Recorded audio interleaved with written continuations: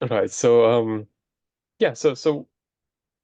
What does it mean that attention is not all we need? So generally, transformers have a couple of different components. So one component is attention. Another component are some fully connected layers or multi-layer perceptrons. Then we also have skip connections, and then maybe as fourth component, there's some normalization. So the point of this paper is that if we remove everything except attention, that is not going to work. Why is it not going to work?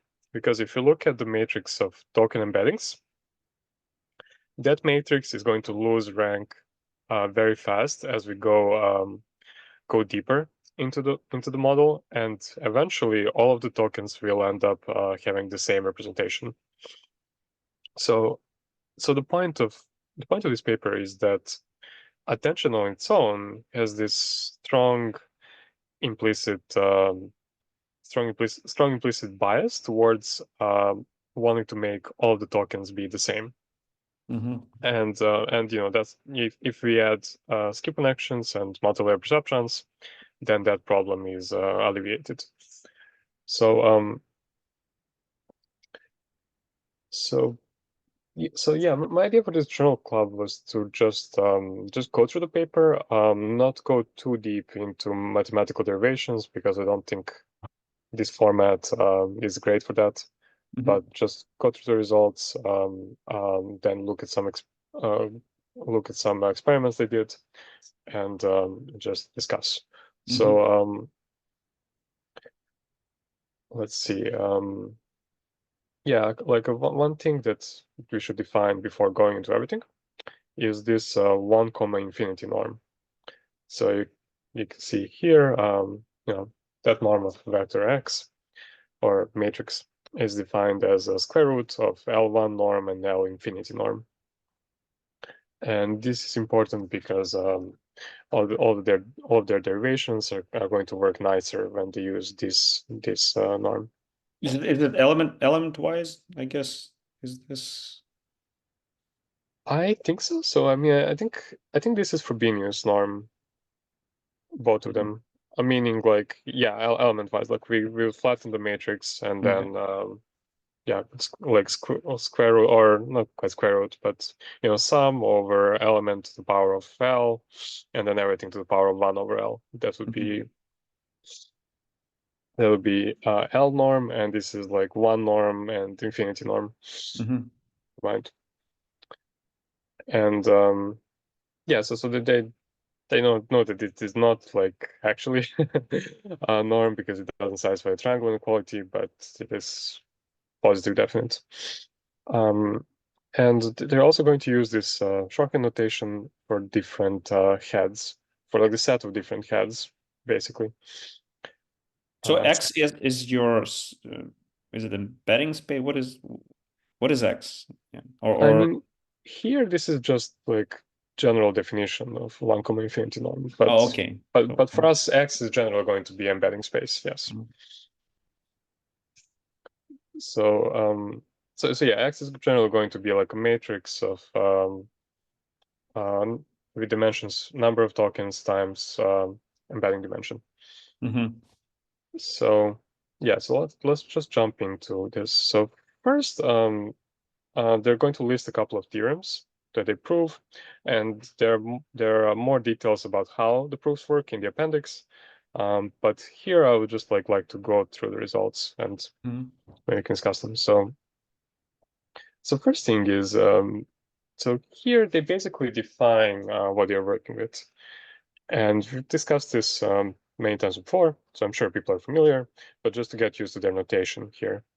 So you you may remember like the three matrices WQ, WK, and WV. Novelty here is they also consider possible bias terms Mm-hmm. B. But basically P is going to be the product or like the result of the attention mechanism. So as you can see here, they do X would be our embedding matrix. So as I say, N times D embedding. Mm-hmm. And then, so yeah, they transform X through Q, and then taking product of that with X transformed by K, and then they do softmax. So there's P. P is something that they call a row stochastic matrix. So what does row stochastic mean? It means that if you look at the rows of this matrix, we can interpret them as probability distributions. So all of the elements are going to be positive between 0 and 1, and all rows of this matrix add up to 1. So pH, it kind of tells us the coefficients in our So I think this is linear. what's called like left stochastic matrix, as I understand. Sure, yeah. Yeah, so yes, so basically, like, some sort of coefficients in linear combination that we later use to average token embeddings. Okay, so that's P. It's just the result of attention, and yeah, so SAN for them stands for self-attention network. So SAN is a neural network that's built only out of attentions. Okay, and so they do this a number of times, or like for a number of heads, and then they concatenate the heads, and then at the end there's another potential another linear transformation they could potentially use, WO, which can project the results down, and then adjust their dimensionality basically if needed. So basically, like, if considering the case where each attention has a number of heads, and we also repeat the attention a number of times. So I guess the picture here would be this. So we have a number of layers, and each layer is pure attention. So in that case, like, they can write the results as a sum over all the different paths that we can take through this network. So if we look at it here, so it's basically a result of applying this transformation a number of times, all of its different weights, and yeah, this is pretty straightforward, just linearity of the transformations. No, but they're not linear, right? P is not a linear transformation. It's not just a matrix. Yeah, that's true. Yeah, but it's just the fact that I mean, P is applied to the on the left, and W is applied on the right, and then this is But are they trying to say that this will converge to some fixed point? I mean, is this the idea here? Because even if it does converge to a fixed point, it doesn't necessarily mean it will converge to the same fixed point for different input X, right? I mean, eventually they're going to say something like that, although they do not quite say that. The P is non-linear, right? So if it was linear, of course, you could have just, look at this whole transformation, calculate their eigenvalues and see where Right. going. But I don't think this is as trivial as that. And so, Yeah, and so I mean, their claim wouldn't be that the rank of this overall transformation will be very low. exactly, yeah. So that's going to be the claim. So it's not that there is like a specific fixed point, but just that the rank decreases. So, but here they're not making any claim like that. This is basically But just again, definitions. rank is for what? Rank is for linearized transformation. This is no. So it's not a rank of yeah. They're going to define the rank also. Okay. Okay, but here it's basically just definitions of things. Okay, and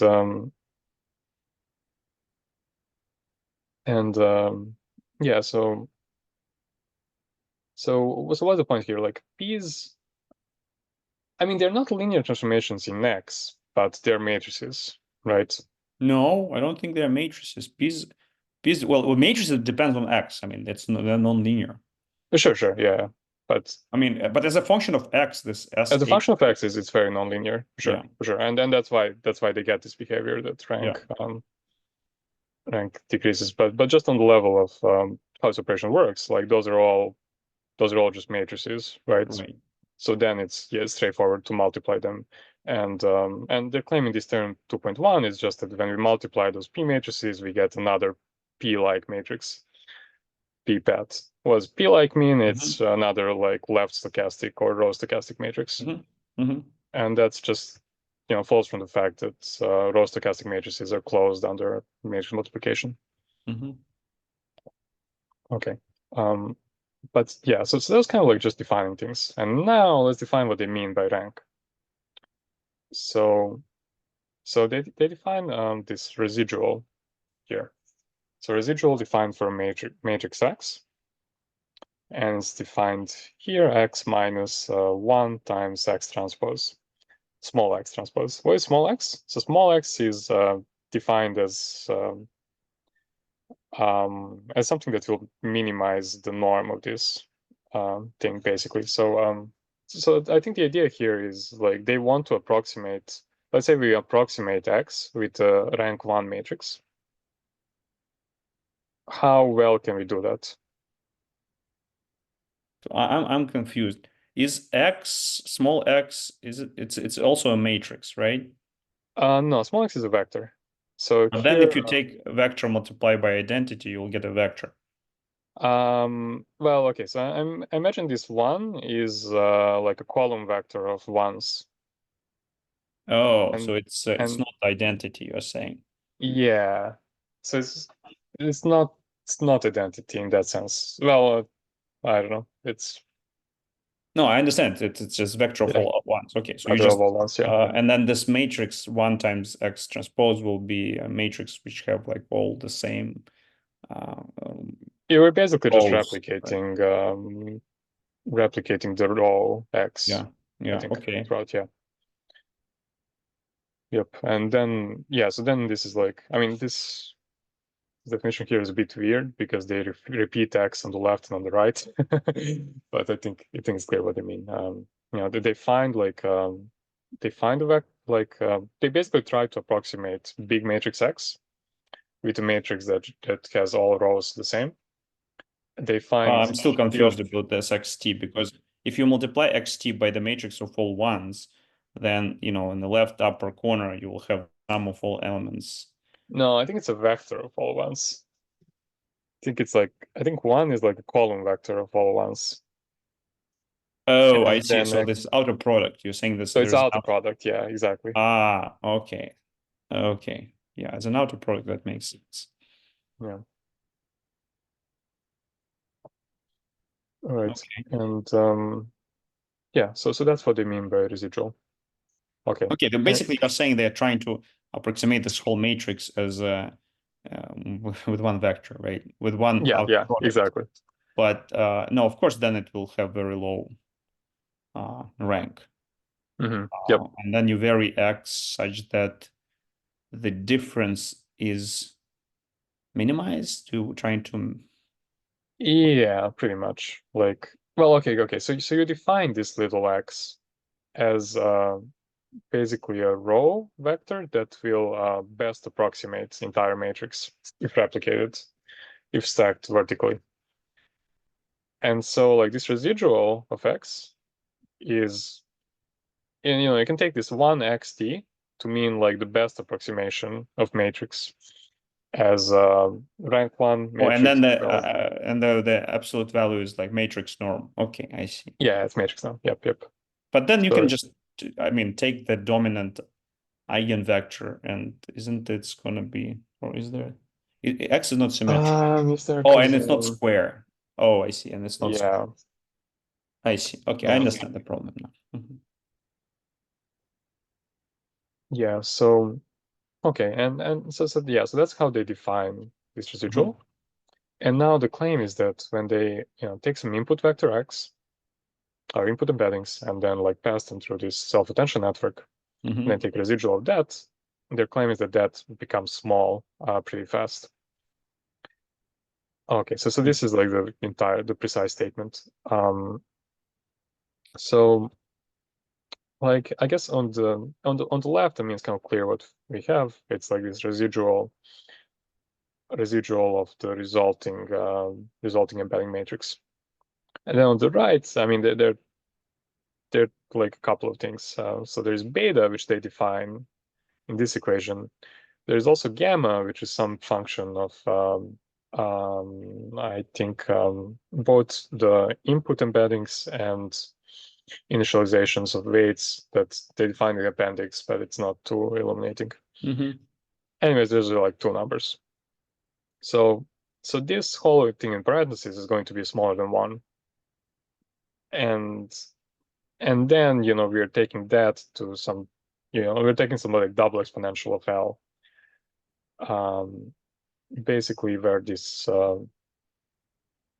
thing in parentheses is going to be less than 1, and so that becomes small pretty fast. Small in the sense this of one infinite norm. What is this in the one sense of one infinite infinite norm? norm, yeah. So one infinite norm, what is it? That's like a geometric average of one norm and infinite norm. Okay. Yeah, so that's the precise statement. Okay, and they prove it someplace, you're saying, right? they prove it, yeah. They prove it in the appendix. Okay, and actually, okay, so this statement is just for a single head neural network. And let's see. I mean, we can look at the sketch. Is the whole point is because of the softmax? I mean, why are they getting? Is it softmax shape that makes the system co-low rank? What is the? I think it's related to that. I mean, we can look at this proof sketch together if you want. So I mean, so WQK is going, like, do they define that? I think that's basically going to be the product of Q and K matrix. Like what yeah, it's that, some notion of token, like metric in the embedding space, basically. Yeah, but that matrix is nothing but, I don't know, rotation, scaling, yeah, I mean, you can, and projection. yep. I mean, we can basically take that to be like a given, to be a set of weights in a system. But anyway, so like we have that, and this thing, XWQKX transpose is what is going to go into softmax. Okay, so like, so what do they do? So they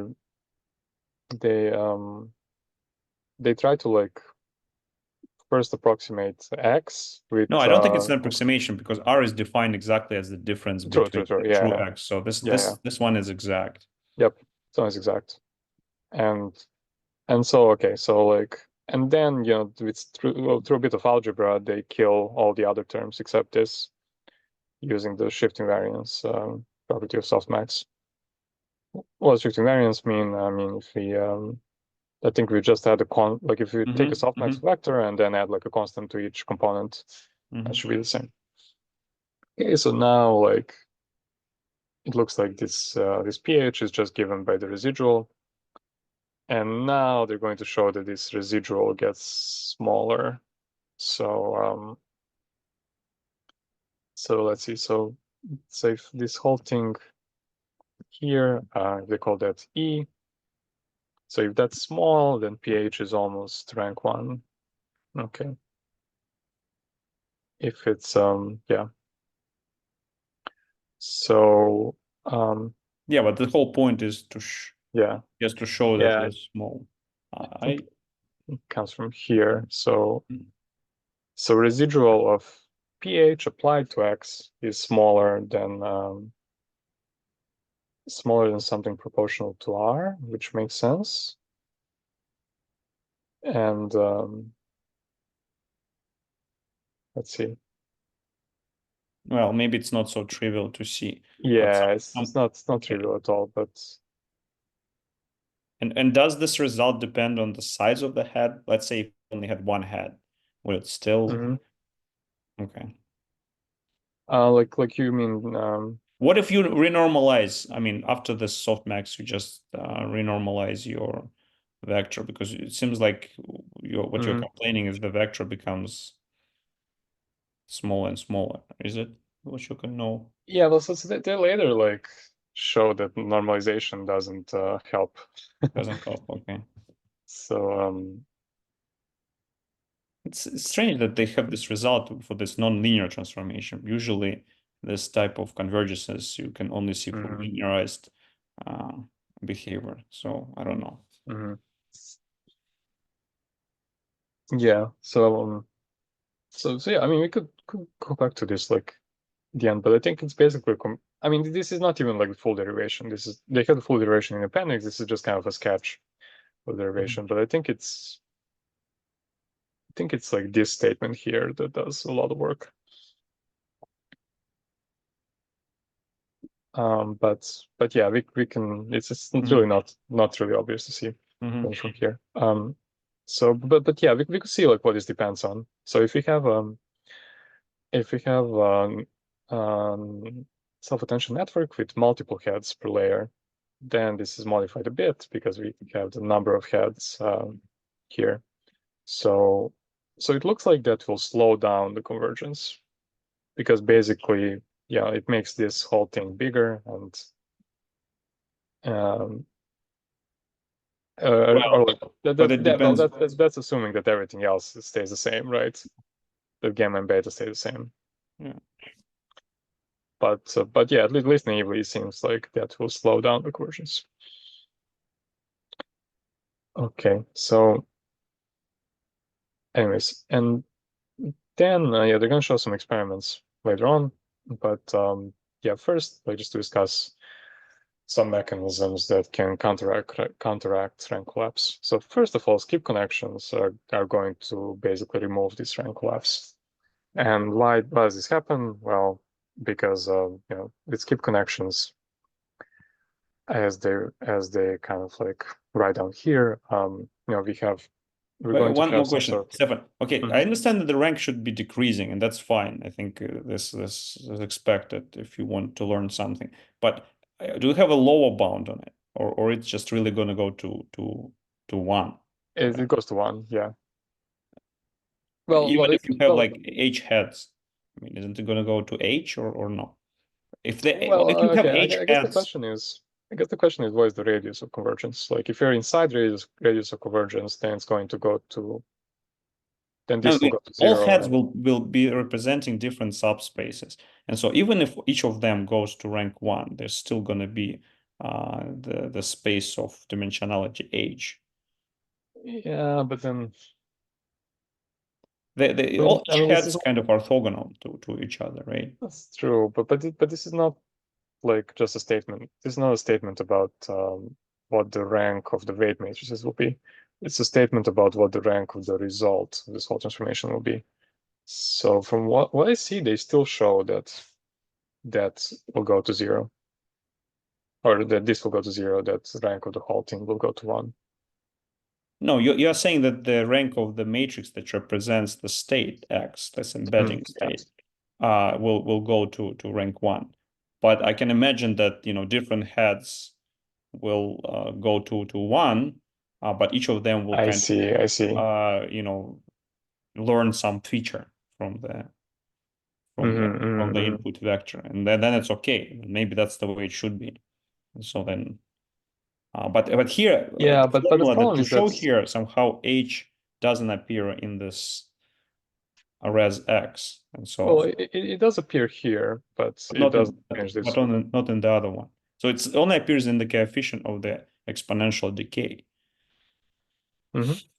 but not in the asymptotics. So there's like a decay rate, and they say double exponential, but then there is also asymptotic value uh, Yeah, right. of the rank. Because And I'm because I think questioning like why would the rank be one if there are H heads? I mean, shouldn't because I think what happens is like you do H heads, and then each one produces like a smaller output, and then you concatenate all of them. But then you take the concatenated output, and then you pass that through future heads. So you do, I but think at every step, each of those concatenated output cannot have lower rate than the number of heads. That I mean, I may be missing something here. I would think that since they're all in a, if you properly normalize them, and since they're all in the orthogonal when you concatenate vectors, right? They're like in the orthogonal subspaces. Yeah. Okay, maybe something worth looking at. Yeah, that's a good question. Yeah, maybe we could go back to that again, but yeah, the point here is like if we have skip connections, then this rank collapse will not happen, and you can kind of see that because if you have skip connection, then you can decompose like the resulting x into sum of like initial x plus applying one attention transformation to x plus applying two attention transformations to x and so on, right? And because you will have like the original x as one of the terms, then rank collapse will not happen. Basically, rank collapse will happen for terms that involve a lot of applications of attention. But if you keep the original matrix there and don't do any self-attention, then you will also not collapse the rank. Exactly, yeah. So or maybe the point was actually doing that and not. Yeah. Well, because they do show that like many applications of attention will kind of have a diminishing effect at the end. Like they're just, it's just going to be rank 1. Okay, so but maybe all it means that once you do this skip connection, you are looking at overall vector, which is kind of slowly rotating, right, towards some state. But if you don't have this skip connection, then basically you looking at the effect on this change coming from more and more attention. And of course, it has to go to zero because at the end of the day, you want the system to converge. You're just saying that the term that has a lot of p terms, p to the high power, should go to zero. And that's what we want from this system. Yeah. Because otherwise it wouldn't converge to anything. Yeah, I think that's a good way of thinking about it because you can basically think of this as some sort of like perturbative expansion where you have like your initial x plus, one application of one attention plus two attentions and so on. And like these terms will get smaller and smaller and smaller. And I think this is what this kind of shows. Sure. So if you don't have skip connections, then you're just looking at like nth order perturbative. That's right. That's what I say. It's like you can think about the same argument you can say for the Taylor series expansion. The higher order terms should become the dominant, but they're not the only ones. You still need all the previous terms to reconstruct the function at any time. So for sure. Okay, so then it's a less strange result than what I thought. Okay, good. Yeah. Yep. And yeah, I guess that that's not that behavior is not something that's really obvious like a priori, but it could be something that's desirable. Yeah. Right. That's what I'm thinking. It's good that it's actually converges. It's just a statement about convergence then of that. Yep. So let's see. So yeah, in claim 3.1, they basically just say that if you have skip connections, then let's see, what was this exactly saying?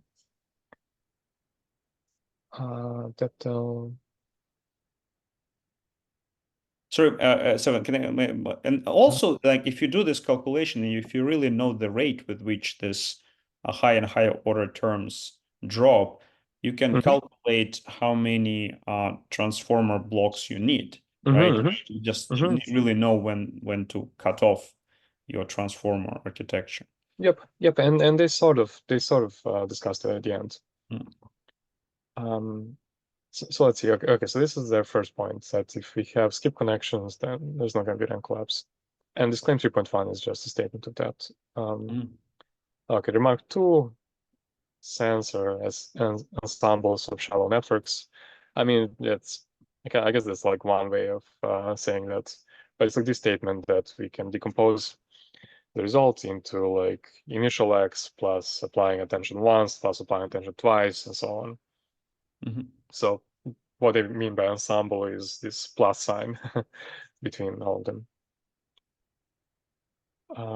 Okay. So also maybe another question, since now they are saying that you can with skip connection think about this as a sum, have they tried to actually think about this as kind of a path integral, right, over like converting exponent into the sum of terms and looking at that this way. Have they done Well, that? they're not physicists, I think, so no. No, but it's a mathematical way of writing down like if you have like small rotations of a vector, right? Instead of doing lots of small rotations, you can express this as one application of the exponent. And then it will look like it's like evolution operator in quantum mechanics versus Schrodinger evolution of a small time step. Right. I guess what but I would say there is like let's say we did have that. Like let's say that like final x was like e to alpha initial Yeah, x. that's what I was thinking, yes. But then I think what you would see is that like um you would get some sort of like power law decay, right? Because you're getting like alpha to the power of I in each term. But I think It's exponent to the power of small number. I don't think it's a power law decay. No, okay. it's just like this when you solve, I don't know, Markov chain process, right? All of the subdominant eigenvalue vectors decay exponentially because you end up raising the eigenvalue to some power. So it's always an exponential decay. Why I'm thinking it's more closer to the path integral, because actually the P application also depends on X. Right? It's not just some matrix that you said. It's not a matrix. It's actually a matrix which depends on the X state. And so this is more like path integral that you may be able to write down but not evaluate or something. Yeah, Okay. I think that they definitely didn't do that, but it could be fun for somebody else to try. No, yeah, just to see what exactly makes it converge or not converge, and what kind of solutions you obtain. Because with this exponential form, you'll now get convergences. You may have different behaviors. They look like they are subdominant, but they are not. They're just this dynamical evolution that takes place there because of the speak. So speak connection kind of don't let you decay and make sure that the vector is normalized and remains large. Yeah, and I guess like just one more comment about convergence. Let's say that like so all those P matrices will depend on X, but let's just say they didn't for a moment. Like just take some random numbers. It's essentially some Markov chain, right, that you're doing. Yeah. And Markov chains tend to converge, right? Of course. No, but that's why I'm saying it's not unreasonable. I mean, this is more than that because I think they converge faster than you would expect from just that sort of argument. But you are averaging things with some coefficients in each iteration, so eventually it makes sense that they, yeah. Well, the only way when they don't really converge exponentially, and you can have that if your dominant eigenvector space is degenerate, right? Then you can have some right. Something more interesting, yeah. Right. Makes sense. So okay, so to just finish this, yeah. First thing is skip connections are crucial.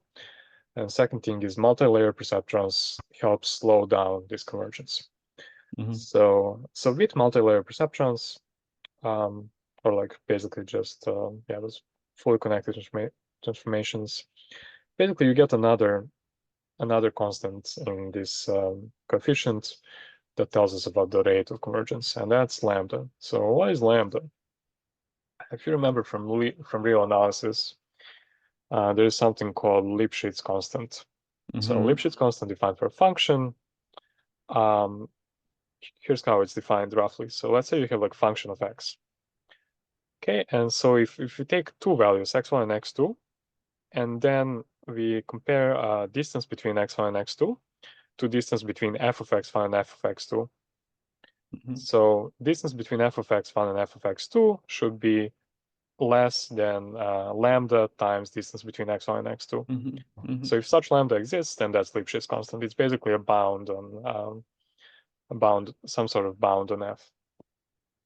So and that's for the pairs here, Lipschitz constant lambda with respect to L1 infinity norm.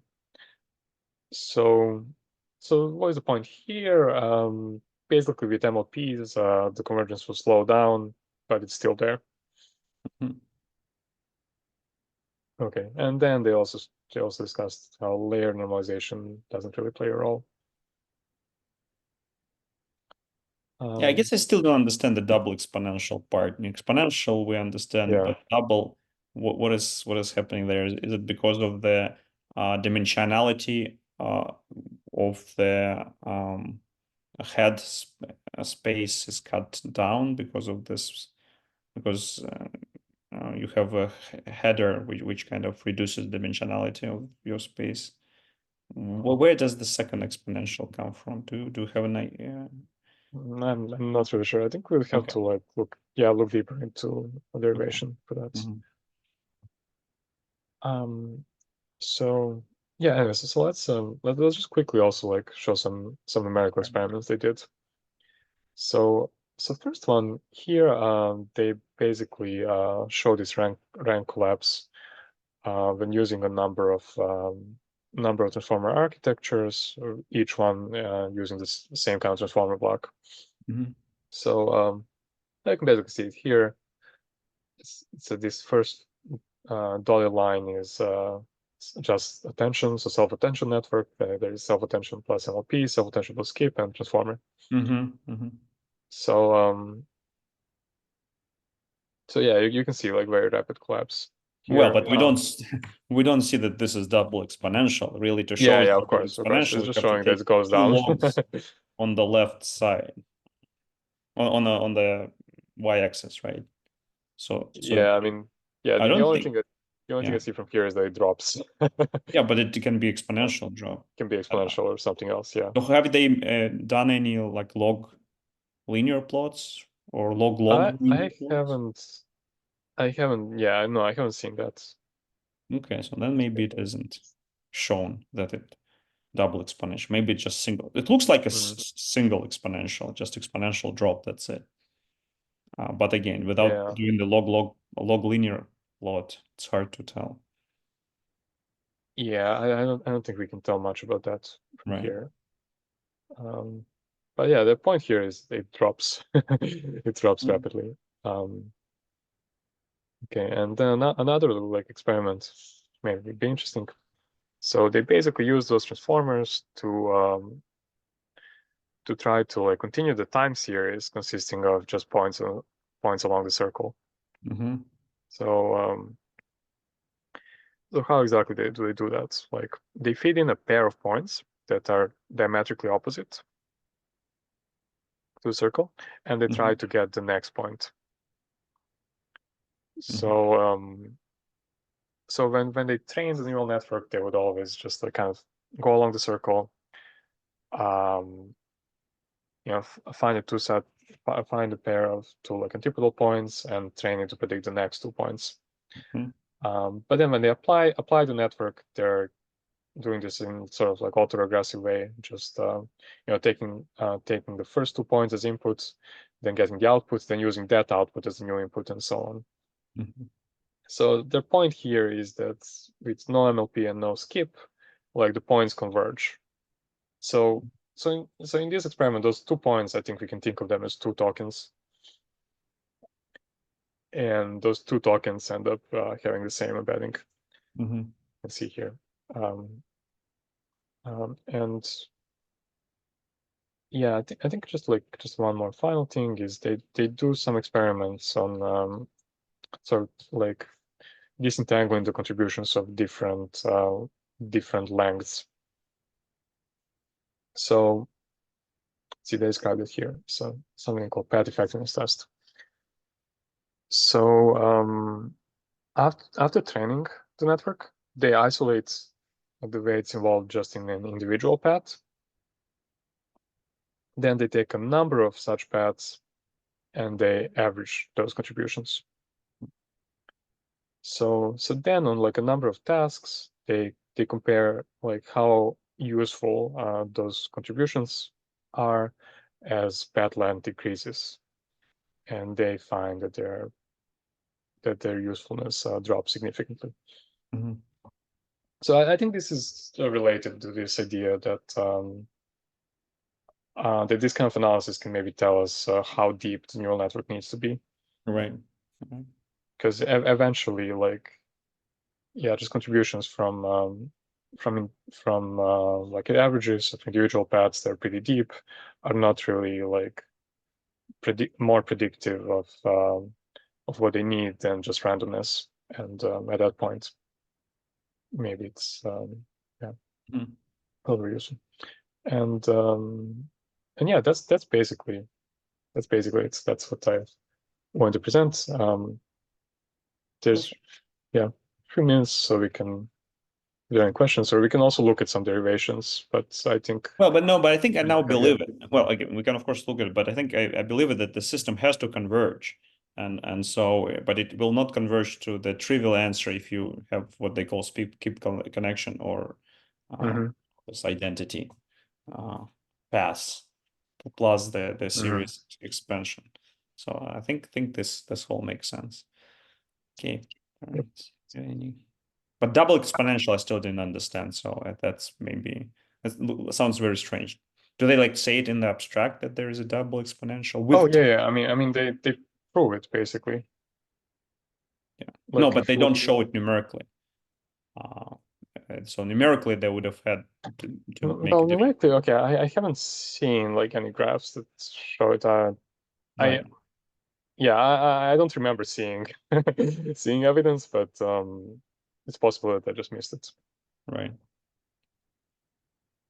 All right. Are there any questions? Comments? Well, thank you, Stefan. That was very interesting. Well, thank you. Thanks, Stefan.